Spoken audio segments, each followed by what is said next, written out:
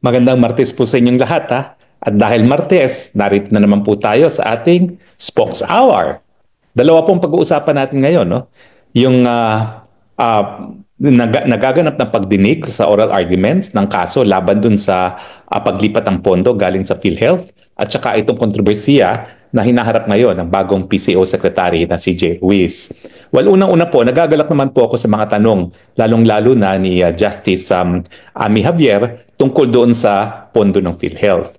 Ang tanong niya, unang-una, bakit ka magsusoli ng pera? Napakadami naman palang hindi pa nababayaran na pangungutang ng PhilHealth, lalong-lalo na sa mga ospital. Una po yun, importante. Bakit ka naman magbapalit ng pera gayong hindi mo pa nababayaran ang mga obligasyon ng PhilHealth? Di ba? Hindi naman tama yun.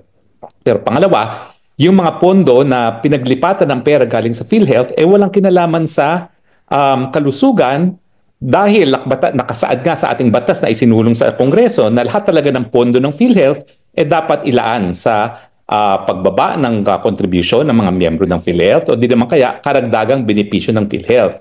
So bakit po dadalhin sa mga infrastructure projects na ang obserbasyon pa ni Justice Javier ay nagkaroon na ng pondo, no? So bakit doble-doble pa ang mga pondo ng mga infrastructure projects gayong ang pondo na karagdagan ay kinukuha pa sa pondo na nakalaan sa PhilHealth? At pangatlong issue pa na lumabas dyan, yung mga syntaxes at saka kita ng PAGCOR at saka PCSO dun sa batas kasi ng Universal Healthcare, talagang nakaspecify dyan na kalahati, at least kalahati, dapat ay pondo para sa Universal Healthcare na siyang linabag ng ehekutibo ng linipat nila ang pondo ng PhilHealth sa mga proyekto na infrastruktura at yun nga hindi kapanipaniwala kay Justice Javier, meron ng pondo. Bakit pa kukunin yung pondo na nakalaan dapat sa kalusugan?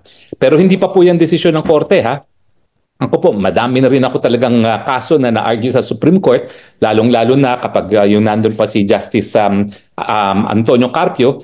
Kapag magtatanong si Antonio Carpio, parang palagi ko siyang kakampi, no? At marami akong mga kaso na ang buong akala ko mananalo na dahil sa pagtatanong ni Antonio Carpio, pero paglabas ng desisyon, syempre, nag-iisa lang yung mga nagtatanong na justice, no? Na sa tingin mo ay pumapanig doon sa petitioners, no? So hindi pa po yan desisyon ng Korte Suprema, bagamat merong posibilidad po talaga na mapapawalang bisa yung paglipat ng pondo galing sa PhilHealth sa ibang ahensya ng gobyerno kasi nag-issue ng temporary restraining order ang ating Korte Suprema.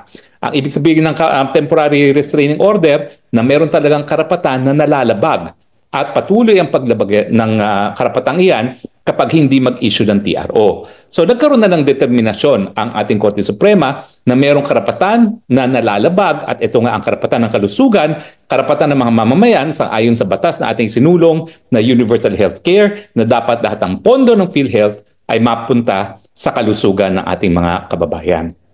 Now, nagagalak din ako dun sa pagtanong ni Justice Kagiwa doon sa dating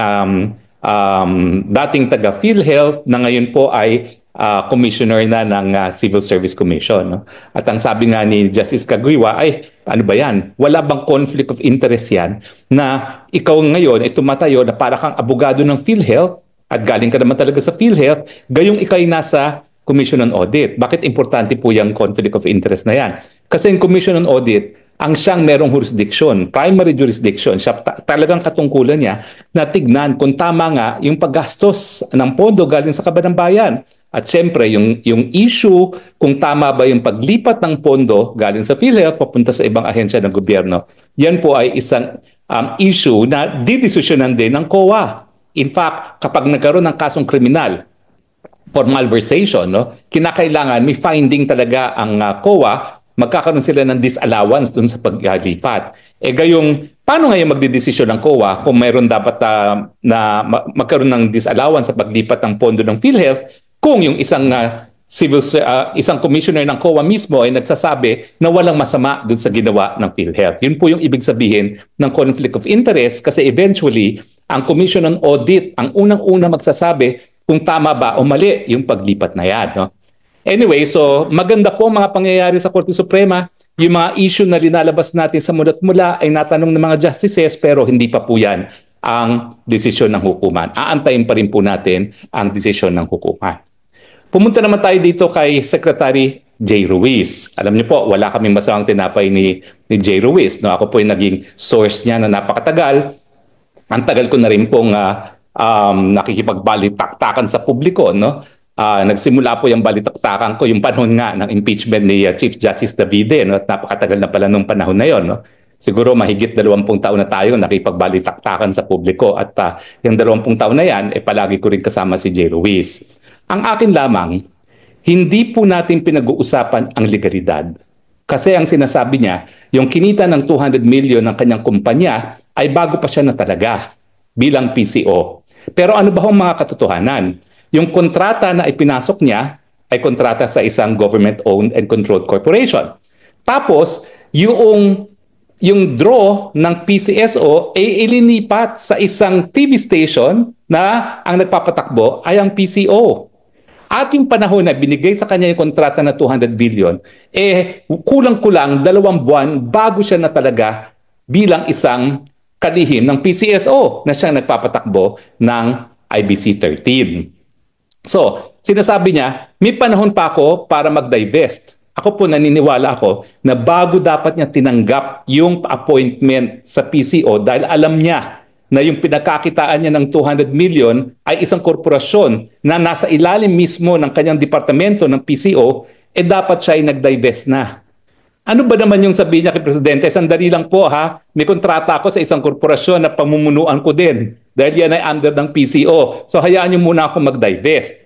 Pero hindi siya nag-divest. So sa tingin ko, hindi lang yan oversight. Kasi napakalaking bagay naman yung 200 million para sabihin mo, ay nakaligtaan ko lang mag-divest kaagad. Napakalaki niyang award na yan para makalimutan ng isang papasok na sekretary ng PCO dahil nga yung kontratang 200 million. Siguro yan naman ang pinakamalaking kontrata na naipasok niya. No? Dahil ang buong talambuhay naman niya, siya ay isang reporter at hindi negosyante. No? So nakapagtataka nga kung paano niya na-swing itong deal neto na nakakuha siya ng slot sa IBC 13 para ilipat doon ang bola ng PCSO na dati-rate ay nasa PTV4. Now, ang kapartner pa niya dito, dating general manager ng PTV4, yung Ana Puod. So, dati-rate, ang kontrata ng bulahan ng PCSO ay nasa PTV4. Ang tanong, tama ba rin na yung isang dating general manager mismo ng PTV4 ay naging instrumento para mawala sa PTV4 yung napakalaking kinikita galing nga sa PCO dahil nga silang nagte-televise ng pagbobola ng PCSO. Well, yan naman po talagang tawag dyan, bola ng PCSO. So bahala na kayo kung may ibang ibig sabihin ng bola ng PCSO. No? Dahil ibang kontrobersiya yan. Now, ang sinasabi niya, may panahon daw siya mag-divest. Pero pinag-uusapan natin dito, hindi lang legalidad. Ang pinag-uusapan dito, integridad.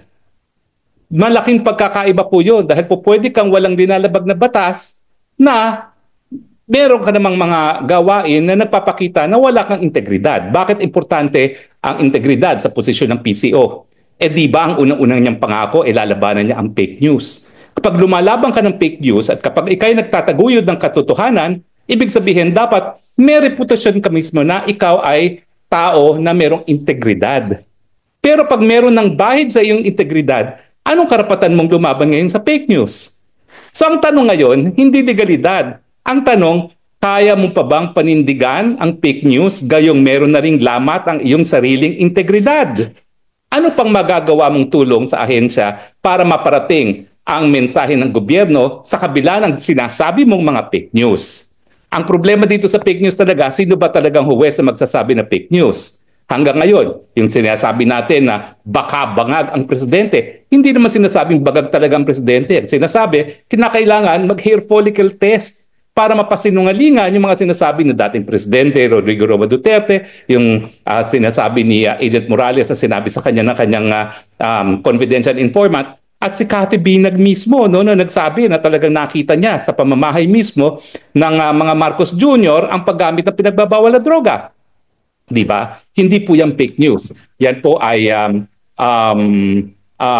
bagay na dapat bigyan linaw ng presidente. At syempre, kung ang kanyang mensahero, kasi ayaw niyang tawagin silang salesman, kung ang kanyang mensahero ay may bahid ng integridad, bakit naman natin siya paniniwalaan? Lalong-lalo na kapag siya ay nagsasabi na mga fake news ang kumakalat sa ating lipunan. So sa akin, aking palagay, mahihirapan ng maging epektibo si Secretary J. Ruiz sa kanyang bagong katungkulan. Kasi lahat ng tao ngayon mag-iisip, naku, sino ngayon ang nagsasabi ng fake news? Yung binabantaan niyang mga vloggers na mga mamamayan na naninindigan sa kanilang mga prinsipyo, o yung kahit anong sabihin ng mensahero ng palasyo na alam na nila na may bahid ang integridad dahil dapat bago pa pumasok, bago pa nanumpa na PCO, dapat siya'y nag-divest na. Hindi ko nga alam kung dapat ba niyang tinanggap yung kontrata na yan o tinanggap yung posisyon ng PCO knowing na kumita siya ng 200 million sa isang korporasyon na pinatatakbo ng kanyang opisina na pamumunuan. Well, kayo na po ang magsabi dahil ang sumagot dyan dahil ang pinag-uusapan natin ay kung hindi po legalidad, kung hindi delikadesa at integridad. Well, maraming salamat po sa inyong patuloy na pagtangkilik ha. Muli po, ito ang inyong Spoksang Bayan nagsasabing, I love you Philippines. You're the only country that I have. You're the only country that I love. God bless the Philippines.